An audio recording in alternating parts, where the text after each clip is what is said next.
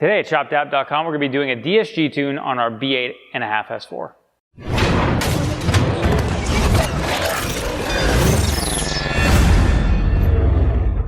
Okay, so before we actually do the DSG tune on this car, let's talk about why you would do a DSG tune.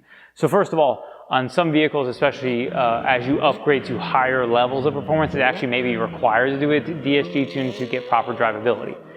In this case, we don't have any drivability issues, but what we're looking to do is maximize performance. So Unitronic is the tune we're going to be doing. Let's talk about the specifics of what Unitronic says, the details of the upgrades for this DSG tune. The tune you select for your vehicle is going to depend on the ECU software you have. So the Stage 1 software is optimized for Stage 1 only vehicles.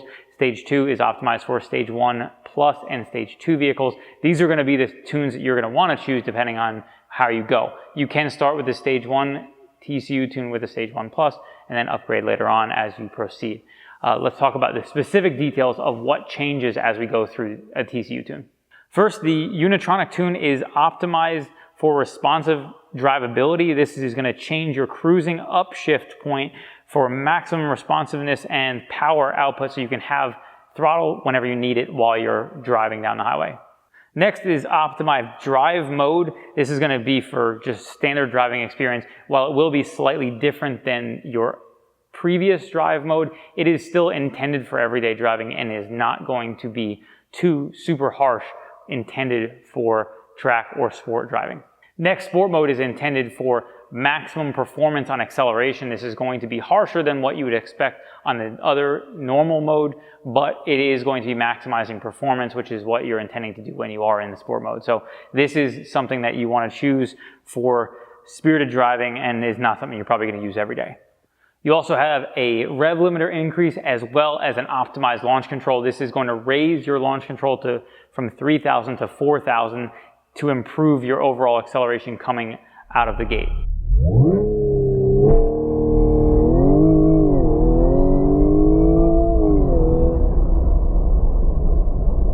In addition, the launch control limit is removed from the factory. A lot of these vehicles are going to have a limit of 200 launches. That is removed, so you will have unlimited launches to do unlimited things. The DSG clutch pressure is actually also increased to prevent slippage while you're accelerating with the vehicle.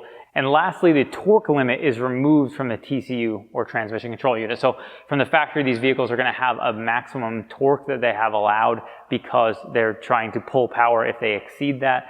That can, again, cause drivability concerns if you get to a high enough power point, which we expect to get to when we hit Stage 3. So this will prevent any TCU from pulling power from the ECU if you were to reach higher torque limits that normally would be exceeded at a higher level. Now that we're inside our vehicle, we're going to scan our vehicle for faults. So anytime you're flashing your car, before you do anything like this, you will want to scan it to make sure you don't have fault codes. That way, if you have anything that comes up afterwards, you've already addressed and you know they were not pre-existing issues that were an issue beforehand. It also gives you the opportunity, obviously, to fix anything that could be addressed before you start modifying your car. So we have an OBDeleven. We ran through, we scanned all the faults. As you can see here, it says no faulty control units, and this is all good. So once we have no faulty control units, we're going to grab our laptop with our Uniconnect cable and start flashing it. Now we're flashing our vehicle, and just so you know, if you're not familiar with this process, we did do a DIY on flashing an ECU on a Mark 7 a while back. It is a complete DIY. We will link to that in the description so you can, if you are looking to do this entire process, you'll know the complete start to finish guide that we have. We're just basically going to go through, this is the dealer tool we're working with now, so this is obviously not going to be the same exact process, which is why we're not showing you. This is a pretty simple process. You will want to make sure that you have potentially a battery charger if your battery power is going to be low, because if you do drop your battery power too low, it can be a problem. So you will want to make sure that you have a fully charged battery whenever you're flashing your car. You also will get some errors that pop up. You will hear beeping noises and stuff flash. It's because you're basically, when you're putting software in your car, you're overwriting it. So all the other control modules in the car are looking to talk to that control module, and they're freaking out saying, hey, where'd you go? Because essentially it's gone because it's been wiped clean while it's flashing the software back onto it. So that is normal, and we are going to have to clear faults after we're done with this. Okay, so as we finished our flash, as I said that we should expect faults in here, you can look at this and see that there are 8 faulty control units or faults in control units. I don't need to see what they are. They're going to be like missing message faults and things like that. So we're just going to hold it and clear it.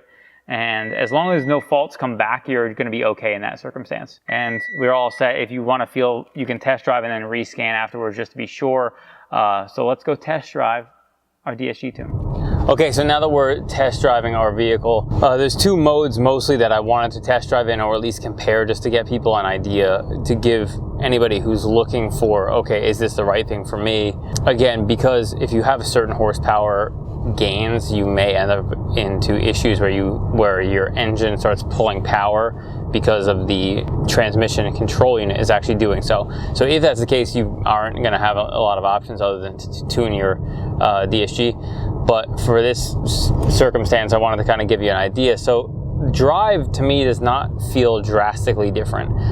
It seems like it might hold the gears a little bit longer, but not in a way that I feel like is excessive in any way. It doesn't push through the gears. Normally on a lot of the cars, it feels like when you're driving them that it just rams through every gear as fast as it possibly can to get you to 6 when you're in drive. It still does keep the RPMs fairly low, so you're outside of your power band but it does seem to downshift a little bit quicker, or be more attentive to downshift when you do apply throttle. Now, sport mode to me is where I personally felt the most, so let me just flip into sport mode. And sport mode, I actually feel like feels faster when you're driving it. And I think probably the clamping pressure, along with the fact that it does seem to drag the gears out, it also does, when you're accelerating under hard acceleration, it will run out to red line, as opposed to the factory DSG Tune didn't always make it to the red line. It would shift ahead of time. So in that circumstance, it does seem to pull harder to me under sport mode. Just pulls harder. Now I assume that may be because it puts on the clamping pressure faster right away, as opposed to the previous ones may not have allowed some slipping beforehand because it didn't have the pressure turned up too high. So I would say overall I'm super happy with it. I've actually been driving it a couple days now because I wanted to get a feel for more around town day-to-day driving, more than just performance, hammer on it feel. And I would say that I'm happy with the DSG Tune. I think it's a good choice for anybody who's considering it. Thank you so much for watching our video on tuning our DSG S4. If you liked this video, be sure to give it a thumbs up and subscribe for more like it.